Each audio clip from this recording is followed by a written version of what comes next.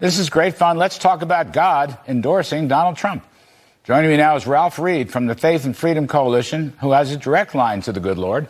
We also have Kayleigh McGee-White, journalist and senior fellow at the Independent Women's Forum, and the great Charlie Hurt, Washington Times opinion editor and Fox News contributor. Ralph, the reason you're so important, I know you have a direct line to the Lord. You always have, but Trump gave a speech, knocked the ball out of the park to the national religious broadcasters, their International Christian Media Convention. And I noticed Trump has the support of virtually every pastor in the state of South Carolina, Ralph Reed. So it looks like the good Lord is looking nicely at the Trump campaign. Well, I think what you're going to see tomorrow in South Carolina, Larry, is a very impressive performance by the president among voters of faith. Self-identified, born-again evangelical Christians made up 67% of the entire primary in 2016. I think they may exceed that tomorrow. And today he's winning 70% of their votes. In the general election in 2020, he won 84% of their votes. I think he's going to be higher than that when he's the nominee in the general. And it's really not that complicated. Why, Larry? It's not all this nonsense and this anti-Christian bigotry and smear campaign of accusing people of faith of being Christian nationalists. It's simply the policies. He was the most pro-life president in American history, the most pro-Israel, the most pro-religious freedom. He suspended enforcement of the Johnson Amendment, which was put in by Lyndon Johnson in the 50s to try and silence evangelical churches. And these folks, those pastors who were in Nashville, Larry, that he addressed so eloquently last night, recommend all your viewers go and watch that speech or read the transcript. They're no different than any other voters. They're driven by policy and by issues. And particularly given this current administration, the way they've targeted parents, the way they've targeted Roman Catholics and evangelicals, they're hungering for a return to President Trump's leadership. And I think, Kayleigh, I'll go to you on this. As Ralph has eloquently put it, and I've known Ralph and his wonderful views for so many years, it's not, it's a battle against secularism. It's a battle against those who hate religion of almost any kind. I mean, in that sense, what Trump is saying is, you folks believe in God. It's hard to know how this could be a great country without belief and faith in God, God of your choosing, God of your understanding. And I think people are rallying to that during these times. Kayleigh White, I let you weigh in on this, but I think it's no surprise that Trump is garnering that kind of support.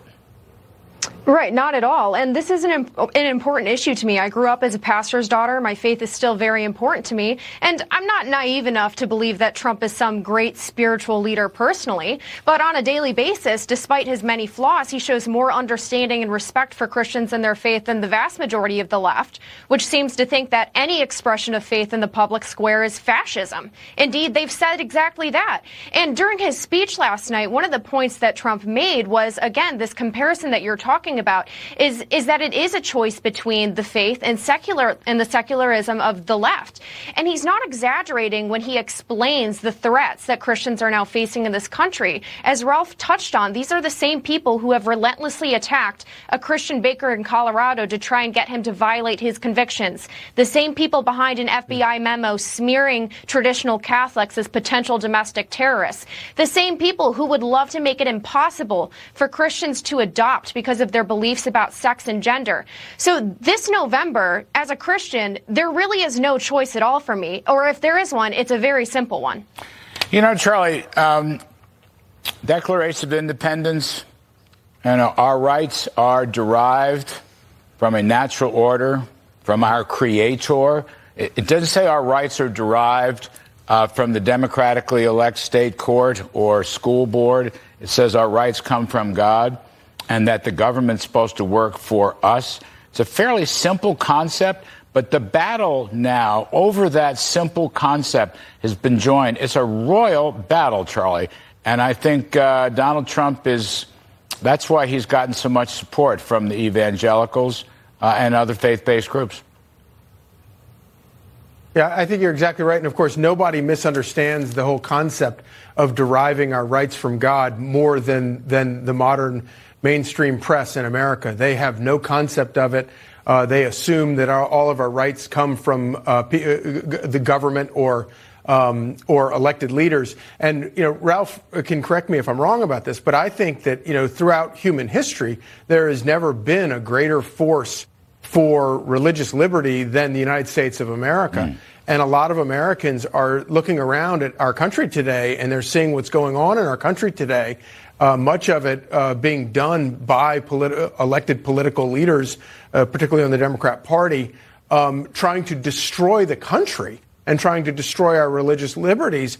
And a lot of those people look at Donald Trump and they see a guy, the only guy who has stepped forward and is willing to unabashedly, ferociously fight, die on the hill of protecting our country and saving our country, the single greatest force that has ever protected religious liberty in the course of human history.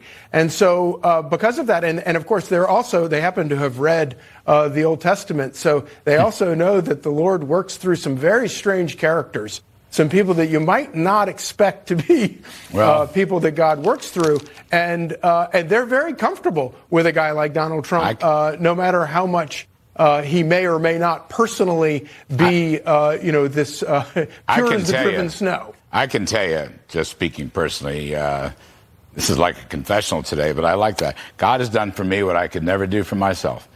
And you can fill in the blanks any way you want, but I've never been bashful about my private life and its ups and downs. Ralph Reed, this also is a battle against this far left woke business, infiltrating every part of our lives as the left is trying to do.